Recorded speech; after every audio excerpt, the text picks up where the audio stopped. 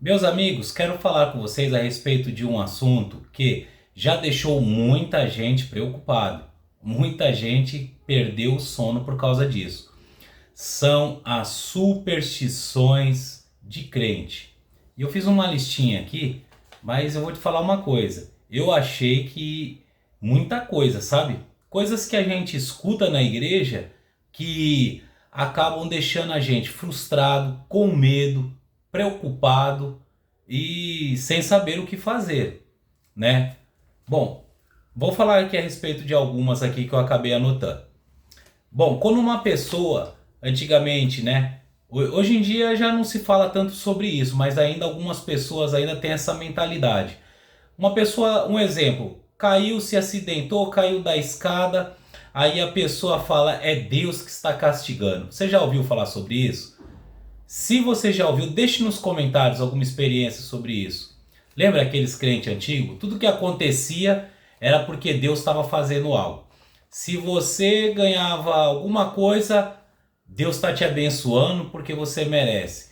Se você se machucava, se acidentava, é porque Deus estava te castigando. E essas coisas deixavam a gente, eu pelo menos ficava um pouco preocupado. Falar, meu Deus, escorreguei na escada, caí, será que Deus está me punindo de alguma coisa? Nem sei o que eu fiz, mas eu ficava com medo, né? Bom, outra coisa é, o pneu do carro furou, cancela a viagem. Já ouviu alguém falando isso? É, começou a chover, ó, é Deus que está falando que não é para sair de casa. O pneu da bicicleta furou, não podemos passear mais, né? Aconteceu qualquer coisa, é porque Deus está te guardando de algo. Bom, eu particularmente, meus irmãos, abandonei esses tipos de ideias, porque muitas vezes isso daí não é verdade. Um exemplo, você está marcado uma viagem aí para ir com a sua família, de repente você chega lá na garagem para pegar o carro, o pneu do carro tá murcho. Não, isso é um aviso de Deus para não sair de casa. Meus irmãos, conserta o pneu, bota a sua família dentro do carro, faz aquela oração humilde com Deus e vai fazer a sua viagem com a sua família em paz.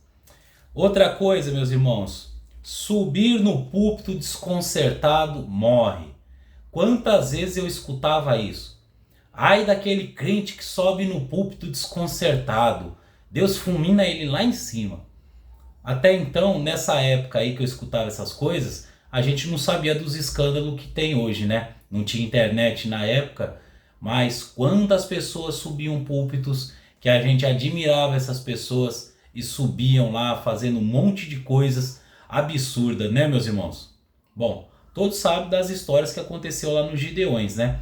Muitos pregadores lá que viviam fazendo coisas erradas e iam pregar e abalavam céu e terra, não era? Mas eram pessoas que estavam desconcertadas diante de Deus e subiam no púlpito, né? Bom, outra coisa, vai pagar os seus pecados, os seus erros ainda em vida. Meus irmãos, eu sei que nós acreditamos que aquilo que a gente planta, a gente colhe, né? Mas muitas vezes as pessoas não pagam em vida, né? Tem gente que fala, se não pagar em vida, vai pagar lá na outra vida, né? Então, sobre esse assunto é o mais complexo que tem. Porque isso dá margem para falar qualquer coisa. Um exemplo, uma pessoa está lá no hospital fazendo uma cirurgia. Ah, é porque está em pecado. Ah, é porque não me tratou bem. Ah, é porque fez isso. É porque fez aquilo. Não, Deus está tratando, né? Tudo que acontece, aí a pessoa inventa um motivo. Mas será que é verdade? No mundo espiritual, meus irmãos, não temos como fazer provas, não temos como provar, né? Então as pessoas falam o que quer, né? Se não tem quem prove que está errado ou certo, aí a pessoa fala o que quer. Não, a pessoa fez isso nessa vida, ela vai pagar. Meus irmãos, eu já vi muitas pessoas fazendo muitas coisas erradas e não pagando pelos seus erros.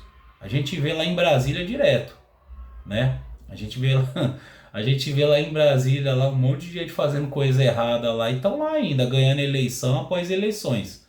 Então estão tendo vitórias aí, né? Então é meio ao contrário do que dizem isso. Então eu acredito que sim, que quando a gente comete algo de errado, sabendo da verdade, Deus ele permite coisas ruins acontecerem. Mas não é parece que não é uma regra, né? Bom, outra coisa também lembra, se cortar o cabelo, isso aí pegava muito para as irmãs, viu? Se cortasse o cabelo ia pagar o preço. Olha só, irmão, cada coisa que a gente escutava antes, né? Que superstição, né? Então a pessoa tinha um cabelo, parecia que era como a pessoa tinha um cabelo como um amuleto, né? E algumas irmãs até queriam cortar o cabelo, mas não conseguia, porque diziam que se cortasse o cabelo ia pagar o preço, né? Isso é superstição. Se não fizer o que Deus manda, paga o preço também. Isso daqui, meus irmãos, isso aqui dá margem para a pessoa querer satisfazer a sua vontade na vida da outra pessoa. Por exemplo, uma pessoa não quer que você vá no shopping, vai para assistir um filme. Aí ela fala para você, ó, escuta a voz de Deus, hein? Não é para você ir pro shopping não. Se você for pro shopping, você não tá ouvindo a voz de Deus, você vai pagar o preço, hein? E aí aquela pessoa, ela cria uma vontade de Deus que não existe, aplica em você e aí você fica sem saber. Aí você fala, não, eu não vou nem fazer. Não vou nem fazer, não vou nem no shopping, porque senão alguma coisa de ruim vai acontecer. Então, existe muitas superstições no nosso meio. E isso são fardos pesados. Jesus ele disse Mateus 11, 28, né? O meu jugo é suave e o meu fardo é leve. Então, você não tem que ficar com medo dessas coisas. Você tem que acreditar em Deus. Você é um ser humano imperfeito, como eu. Nós somos imperfeitos. E Deus nos ama assim como nós somos. É claro que em alguns momentos nós vamos errar, mas Deus ele está sempre pronto para nos perdoar e nos ajudar. E de certa forma, a Bíblia diz que Deus ele pune os seus filhos, mas essa punição é para aqueles que se tornam rebeldes contra ele. Não a você e a mim que estamos fazendo a vontade de Deus. Se você errar fazendo a vontade de Deus, ele não vai te punir. Ele vai te ajudar a se erguer e fazer aquilo que é certo novamente. Então, muito cuidado com essas superstições, porque isso atrapalhou a vida de muita gente há tempos atrás.